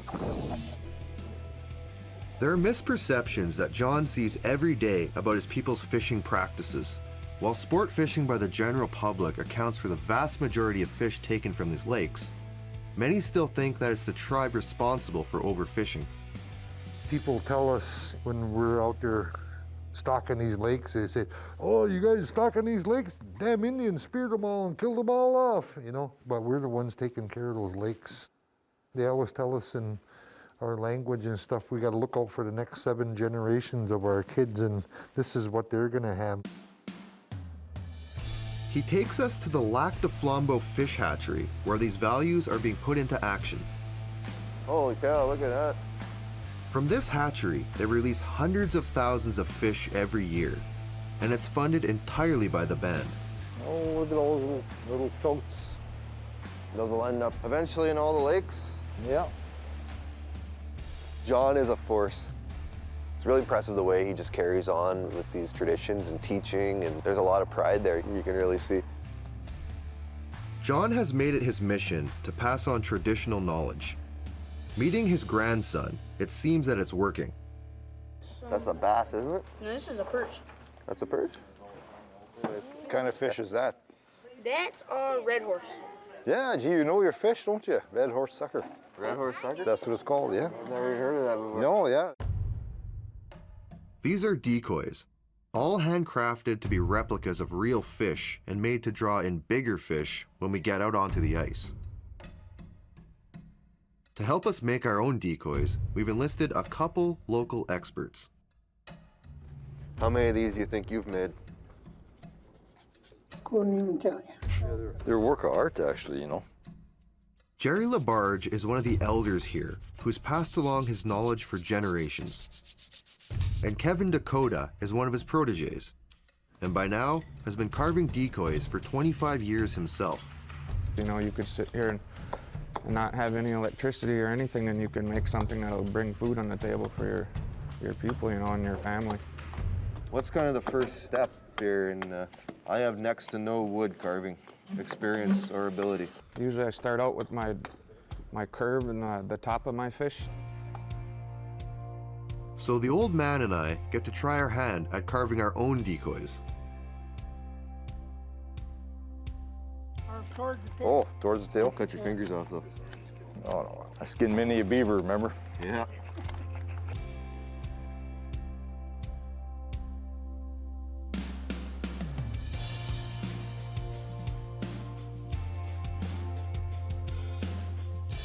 Well, that's Jerry's and this is ours, so. Oh, this is my better side. This is your better side, yeah. There. Yours looks better than mine. After carving and sanding, we put on some fins. Then we have to liquefy some lead to weigh them down. You basically made that today. Oh, yeah. It's a small fish. Hold it like that until it solidifies. That's pretty cool, man. This is like a whole day's worth of work to make something like that. Well, a whole day for somebody like me who doesn't know what the hell they're doing, but this is really cool. While we haven't painted them yet, Jerry grades our handiwork. Couple first timers. What are your thoughts? Yeah. Compared to this one. Compared to, well, there's no compared to that one. You guys did a pretty good job. Yeah. I mean, those are usable. That's high praise. Yeah. That's true, yeah. You can probably get a muskie with those. Yeah. Well, that's all the validation I need. Before they let us out onto the lake, John wants to show us something. He brings us to the museum to give us a sneak peek of what we'll see the next day. You can actually see pretty far underneath here because of the taper of your hole and the location of your spear. The belly tent, the original ice fishing shack, only a lot smaller. Tomorrow I'll be lying on the ground, looking into the hole. I'm hoping to get a face-to-face with a muskie.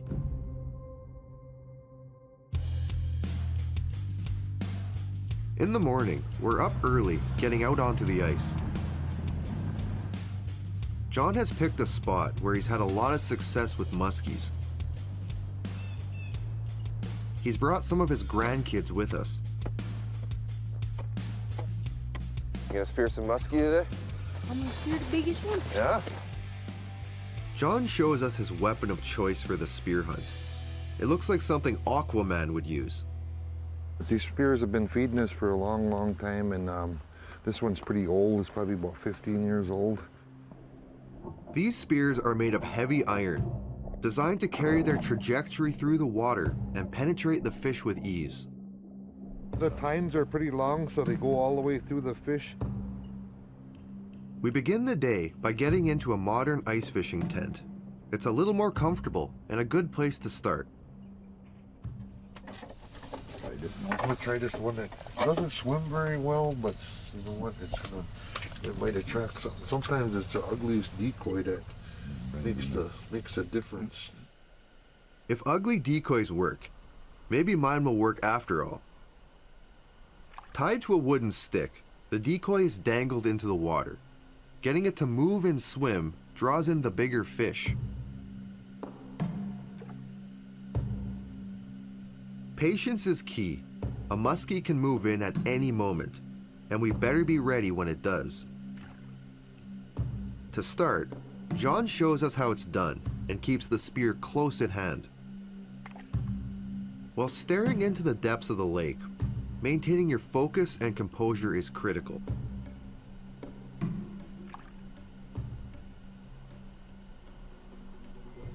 Just as we're settling in, we spot a fish coming in to investigate our decoy. Fish. It all happens so fast. John grabs the spear. His throw has to be perfect. What just happened?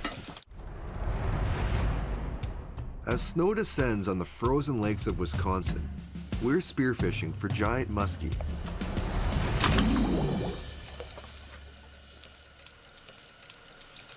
What just happened? Fish. Did you get him? Mm-hmm. Oh yeah, there he is.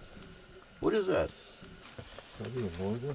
How small I don't know what the hell. Oh, it's a fucking bass. Yeah, it's a bass. It's a smallmouth bass. A nice catch, but not what we're after. Look at that. Ain't that a nice looking fish?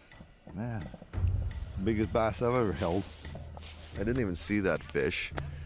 Like, it just came out of nowhere. Yeah, man, if you're not paying attention, you miss, like, you can miss a lot. That wasn't a very big target you hit. Didn't even see it. You can see the respect John has for these fish. When you kill something or you pull the trigger on something, it's not about, you know, a trophy size fish or anything else. It's just sustenance and feeding yourself and your family. While Chuck buries the fish to keep it fresh, we decide to split up to double our chances. Chuck will stay here with John. As for me, it's time to join Kevin to try spearfishing the traditional way.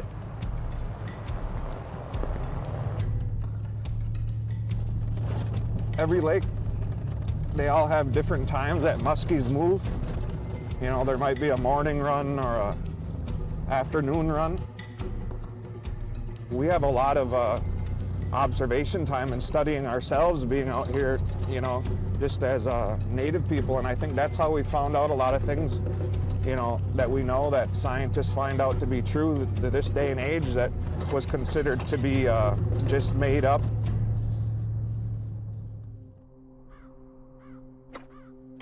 Kevin finds the spot to build the belly tent. I've been coming on this lake for almost 23 years now, and there's still muskies out here. So next I'm gonna make the notch. This, you could see it throws over here, my notch for my spear. Oh, cool. So it's already in the water and not sitting on top of the ice. So it's kind of like, and it's kind of like a holster ice, you know. The belly tent is a small teepee over a hole in the ice. The original ice fishing shack, it's the traditional way the Chippewa spearfished. As the name suggests, you must crawl on your belly to get inside. After opening the hole in the ice, Kevin puts the frame together. You'll see that, and it'll keep it secure in there, so it won't blow over or nothing. We lay down mattresses and wrap layers of blankets and canvas to keep warm and cut down the wind. I feel like I want to go to sleep already. Oh yeah. Go right up to the edge there with your resting on your arms. Across the lake, John and Chuck are enjoying a few more modern amenities. They're joined by John's grandson, Elliot. Chuck learns a few tricks of the trade. This is that muskie dance when they come in. The knocking on the jigging stick causes the decoy to twitch, and the vibrations often attract muskie.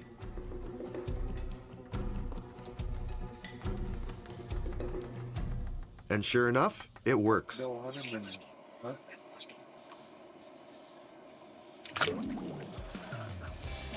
You got him?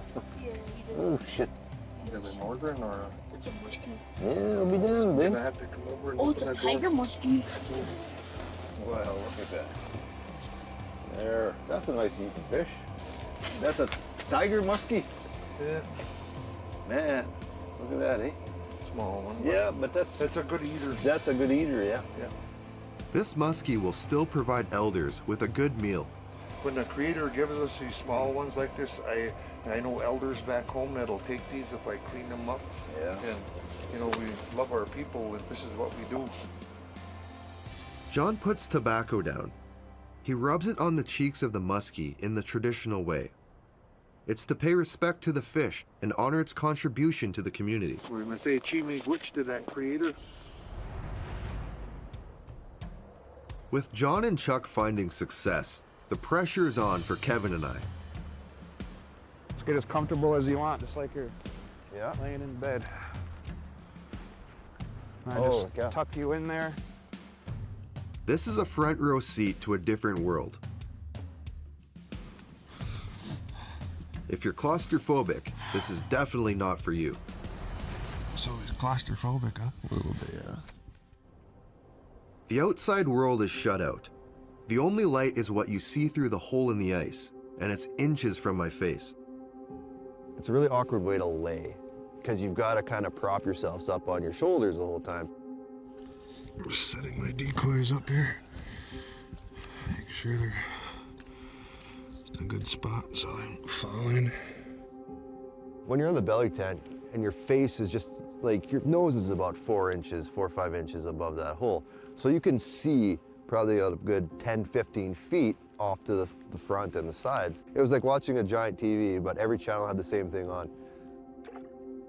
So is this the decoy we made yesterday? Yeah, this is the perch we made last night. See if she swims. It looks like it might.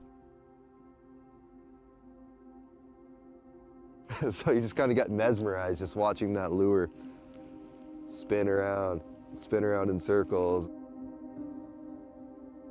And anything that kind of changes, you jump because you think it's a fish. So his decoy does swim, but it will need a few adjustments. So we lower in another one and play the waiting game.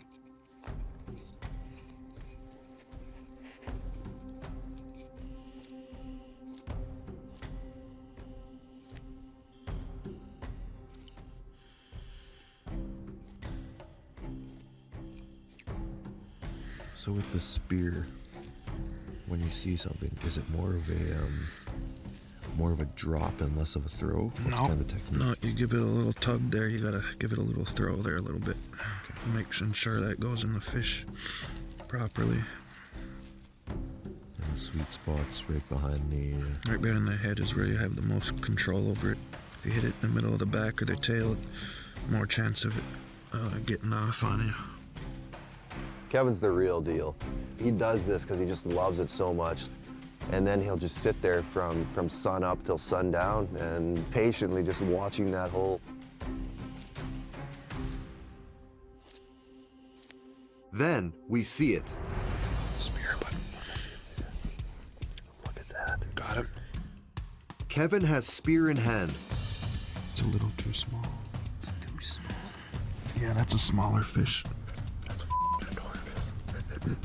That's small for a muskie. They get way bigger. Oh, look at him go. Look at him go. Yeah. Oh, this is so cool. Look at him. That's so neat. It's incredible. To me, this fish is massive. But to Kevin, he wouldn't usually bother with it. Today, he's gonna try. We could try for him. Wouldn't say no to that, man. He might go between my tines though, so no guarantees. In the belly tent, my face inches from the water. That's enormous. Oh, look at him go. Look at him go. Yeah. We see a muskie and get ready to strike. He might go between my tines though, so no guarantees.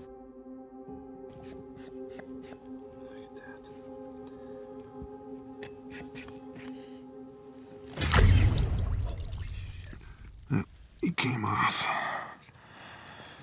Like I said, he go between the tines. We tried anyway, and I got my bigger spear here meant for bigger fish, so. While disappointing, it sure got my adrenaline pumping.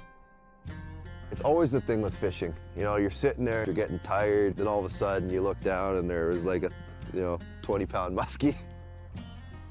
And while Kevin and I didn't have any luck, across the lake, it was a different story. It was John's daughter, Erica, who had the catch of the day. Oh, man, look at the size of that one. Who speared it? I did. My daughter. That's my daughter's second fish now. Oh, yeah. Hold it up. Bryce, I can't even hold it. It's heavy. Hold it? I can't. It's heavy. Now this is a monster fish. I feel awesome. This is my second one this year. It's like I called bingo. Just kidding. The old man and I need to see this up close. Shit, that's a big fish. Oh, shit. Jeez. There we go. You can arm curl that. Like, man. Well, I'm glad at least somebody got it. Oh, yeah. That's a big fish. A 46.5-inch muskie. I've never caught anything this big. It's clear how much this means to the community. It's not only sustenance, but it's about coming together. Jigging for hours there, man. Like 6 I got hours. Popeye arms now. And continuing a link to their ancestors, their culture, and the land. I was telling these guys in the tent today, when we do good things in our community, things come back to the people around you, the people you love and stuff. And that's what happens. This experience that we had with you guys, the stories we got to tell and everything else, you learned a little bit of culture from us and we learned a little from you, and it's all good. And what you guys are taking home with you is gonna last you forever, I guess. I never heard of Lac du Flambeau before, but I'll never forget Lac du Flambeau from this moment on. We were welcomed here with open arms, and I can only feel gratitude. To try my hand at spearfishing the traditional way and getting to share in their bounty was an incredible experience. Oh, boy, oh boy. This is walleye here. Okay. This is muskie. What is that? This is deer meat and gravy. These people have truly maintained the spirit of their ancestors. As stewards of this land, they're passing on knowledge to the next generation and will help preserve the ways of the Lac de Flambeau Chippewa for a long time. Deep in the boreal forest in northern Saskatchewan, a new school is teaching old school culture and traditions. Karney Culture Camp and Cree Immersion School is a leading-edge land-based experience designed to help urbanized Indigenous youth reconnect to ancestral traditions. Karney is the brainchild of Kevin Lewis, Assistant Professor of Curriculum Studies at the University of Saskatchewan. Kevin is passionate about retaining strong roots in traditional Cree land-based teachings and language, and loves to share it with others.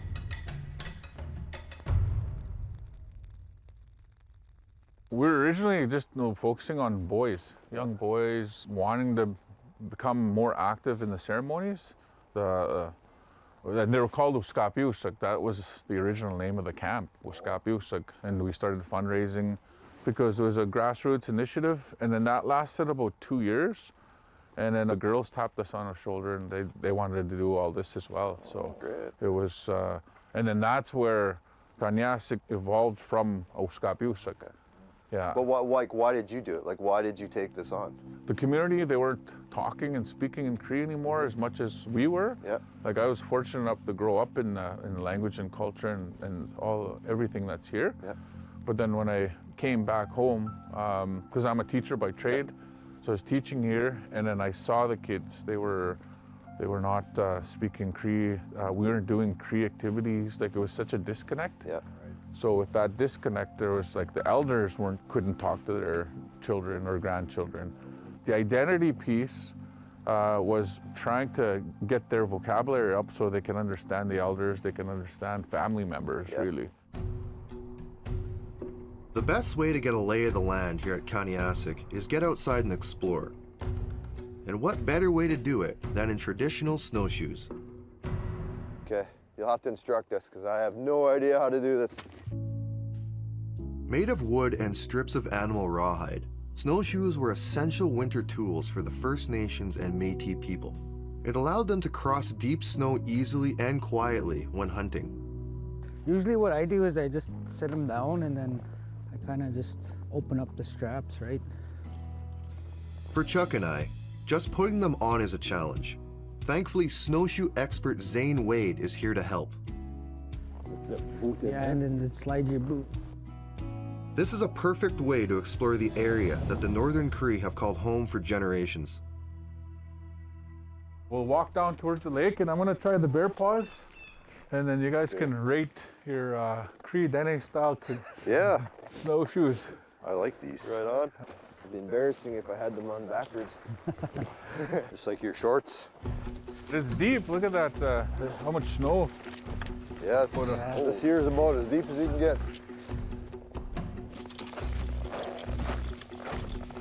The snowshoes are making this deep snow trek a breeze. It's all right, eh? See if I can run. I'm feeling so good, I'm challenging Chuck to a race.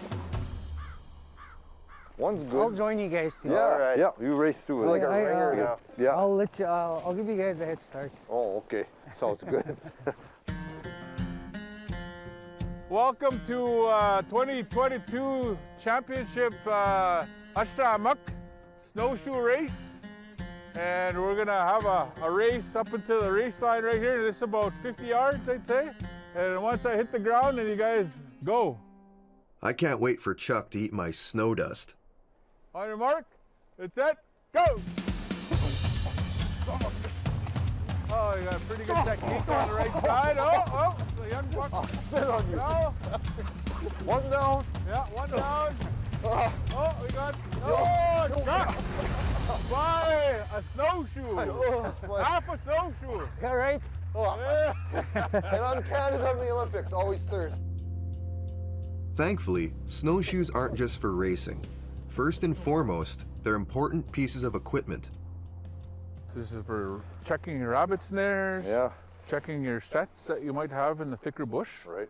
Yeah, these are the ones right here. And then you'll see kind of like along the shoreline, you see all the rose hips, all these little stinging nettle, all those little bulrush. Yeah. Those are the ones that you cut right through them. Yeah. But Kevin recognizes in order to get youth excited about land-based adventures, there's value in simply having fun and embracing new approaches.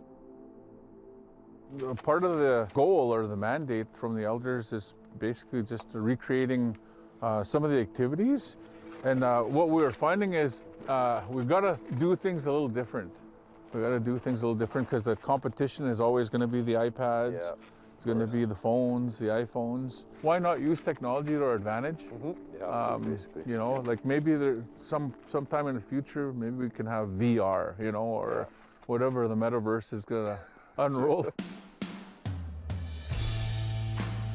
Using technology as a tool to connect youth to cultural practices is a great idea.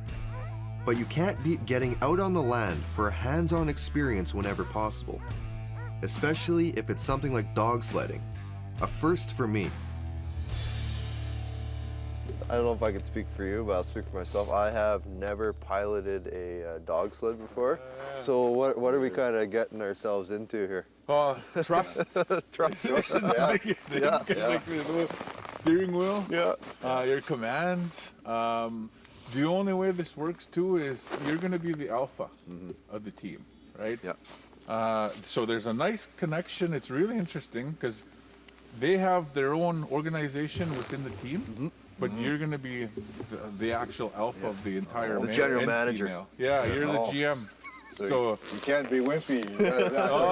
Be forceful. Yeah. And it's so quiet.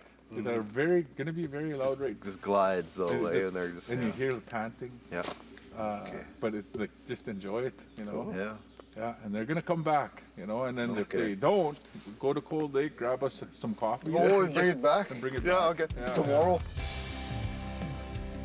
Dog sledding is a mode of winter transport developed by Indigenous people in Canada's north. Teams of 12 or more dogs are tied in pairs to a single tow line connected to a sled, and they can travel at speeds upwards of 30 kilometers an hour. Today, Chuck and I will each get a chance to take one out for a test drive around the lake. So there's the loop right there, goes across the lake, and then the shoot off right here, and then we'll start harnessing up the dogs right here. All right, where's our racer? Chuck will be riding with Kevin, but I'm on my own. So Kevin walks me through the basics. There's a lot to remember. In one motion, you're gonna put this on. This is more of a immediate stop, I guess. You can run with it as well. But I won't remember anything except one key piece of information. Just as long as you don't let go. Okay. All right, if you let go, it's gone. It's gone. Okay. Yeah, you do a walk of shame. That's what we call it. They're not gonna stop. Yeah, they just have forward in their mind, Okay. right? Well, I'm gonna keep it as basic as possible. Yeah, hook them up. You're heading straight out into the unknown. Okay. Yeah. All right. Okay, we'll hook up. Oh man. Are you nervous? A little bit. Remember all those instructions? I forgot everything immediately. I'm just gonna stay glued to this thing. This is the racing sled. I know. I'd rather have the old man sled. Two newbies on sleds behind some very fired up dogs. This should be interesting. I just hope Chuck and I live to tell the tale. Okay, let's go. Okay, let's go. We're dog sledding at the Kaniasa Culture Camp in northern Saskatchewan. All right, me and you are off. Jesus Christ. Oh, we love to run, eh? Turn it around. I just want to get through this alive. There she goes.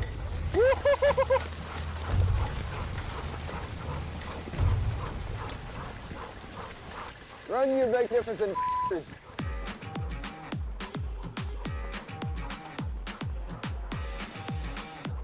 I would by no means say we've got it mastered, but I think we're getting the hang of it. Yep. Chuck even pulls off a solo ride.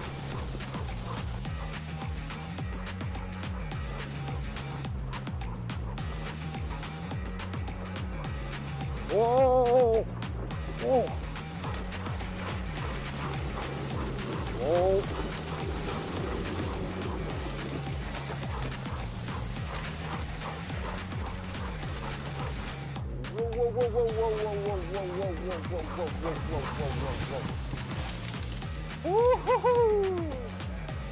That was a lot better that time. Now this is an adrenaline rush. That was awesome, man. That was really a lot of fun. Can cross that off the bucket list. Yeah. That, you know, it doesn't get the pitter patter of the heart Yeah. there. Yeah. Oh, You know, yeah. you get worried, Yeah. you get nervous. That never goes away. Yeah. Yeah. Even today, like, you know, we go out on the lake all the time with the kids or with the elders or just anybody, you know. Yeah, you get a little more confident, sort of thing. Eh? Yeah. The last round, I could have had a cup of coffee and been driving.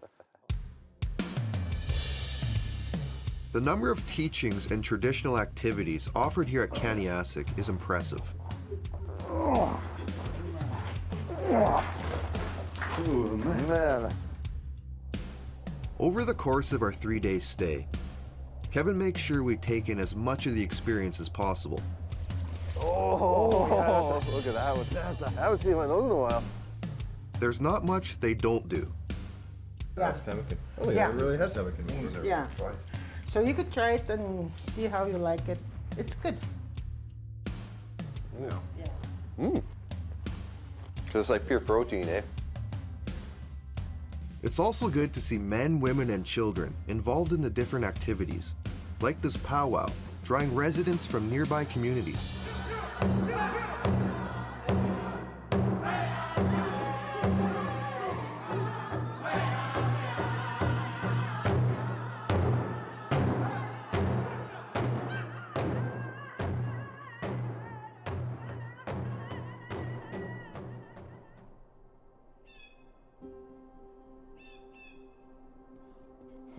It's our 3rd day here at Kaniasik, and today, experts Nancy Greyeyes and Darla Campbell are going to introduce Chuck and I to a hide scraping technique I've never heard of before: frost scraping. This is the first year that I've actually ever done the frost scraping, and I learned from my friends in Ontario. Oh, okay. And the feel of it and the scraping and the ease of the membrane and the hair coming off is so much better than, it's totally easier than dry scraping. Okay, because I've done the dry stuff and it was really, really hard. Yeah. And I felt like I wasn't doing a very good job. Yeah. It was just, Well, you weren't. It was,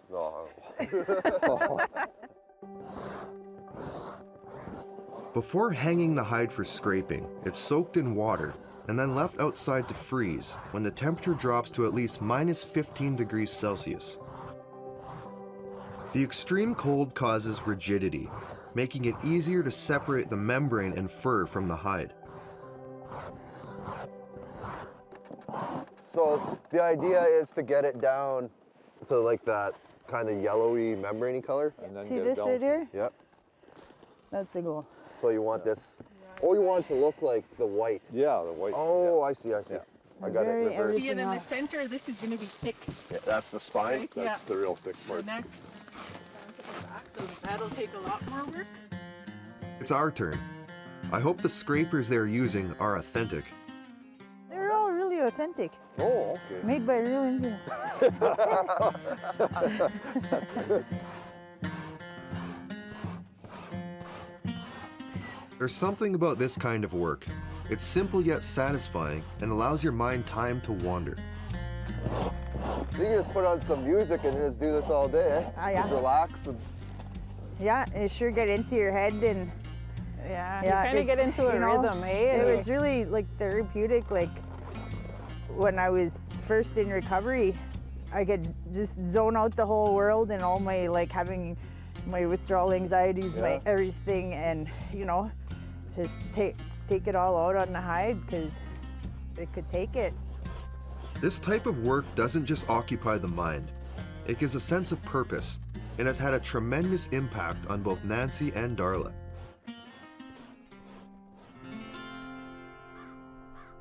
if I'm feeling stressed out, especially with everything with COVID, right? It was like, this is where I would come, you know, just to decompress. Let's go do something. Let's go canoeing. Let's go, you know, like just something. So many people who are stuck in addiction, like speaking from personal experience, or to go to one ceremony or to connect in one way to your culture and who you are, that's a big step towards finding your strength. And there's a lot of people that they have no connection to culture, they have no connection to ceremony or traditions or anything. So even if we could help a couple of people to, you know, come back to who they're supposed to be, then right on. It's good to see the power these traditional activities can have on people like Nancy and Darla. Next, we will learn how elders are getting involved as well. Not all the important activities at Kaniasik happen outdoors. We head inside to meet a very talented group of elders who make beautiful clothing from the hides of animals harvested right here. How many pairs of these mitts do you think you've made? Oh, I probably over 50 pair. This is Matilda Lewis. She is one of several talented sewers who help out here.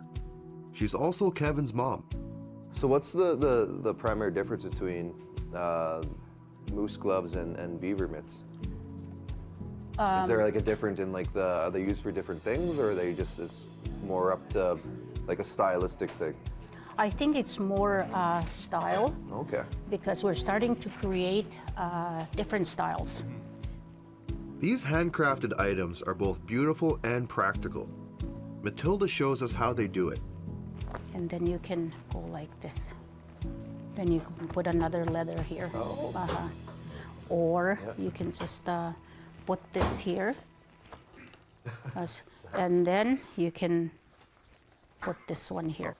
Mm-hmm. But it's basically Like you're making all these pieces from patterns and they all just kind of fit together at the end? Yeah, and then what we do is when we do the patterns, we adjust them. For example, this one, this is one that we adjusted. For some, they want it bigger, longer, so they can wear extra gloves or extra mittens inside for extra lining. Making the mitts is just part of it. There's a deeper meaning to the whole experience. Back in my mom's day, all the women in the community, this is how they supported themselves. This is how they supported the families. The men did the trapping, the women did the skinning, and they made jackets and mitts. And it seemed like every household in the community were able to do all this sewing and beading and moccasins. They made lots of moccasins. It was, you know, a community thing where women would gather and they would tell stories, teaching the young girls how to do this craft. But somewhere along the way, this art was lost. And this is why we're, in my generation, we're slowly trying to, you know, bring this back. In a way, we are trying to reignite the spirit and the flame, trying to bring these the crafts with the young people, the young women, and revitalize the language, the music, song, dance, and the art, the crafts. And you know, it's always been with us. And it's the elders in the community that are always wanting to bring this back.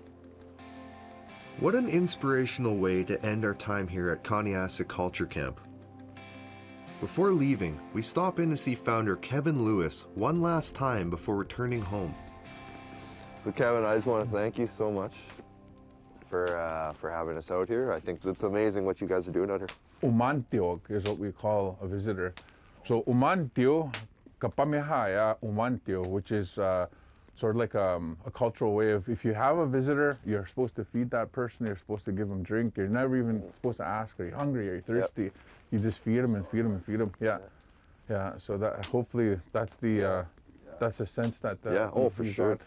What is your ultimate goal with Kaniasik? What do you see? I think it's this. I think it's telling our story now. The historical impacts I've seen, like, and I've gone through this, like the racism, the bigotry, the putting down, And then you come into a reserve, we're like, oh, you're going to a reserve, don't go there, you know, that's where the bad people are. And then you come in here and you're like, what? You know, these guys are just like us, you know, look at that, you know, and so you start developing those relationships and a community. And then with that, business, and with that, commerce, and with that, a better future even, you know. So we probably need a little bit of sun, you know, a little bit of that fresh air. Go test out the lakes, go check it out, you know, go birding. You know, you don't have to kill anything. You just enjoy it, you know, enjoy the flowers, walk, breathing in the fresh air. But I think just that in general is a recipe for probably everybody right now, you know. So I think we'd be better off, we'd be healthier, we'd be happier, you know. It's uplifting to see people of all ages and walks of life working together to keep the Cree language, culture, and traditions alive. At the Kaniasa Culture Camp and Cree Language Immersion School, Kevin and his team have found an inviting way to help people back to the land to rediscover these important land-based practices and traditions.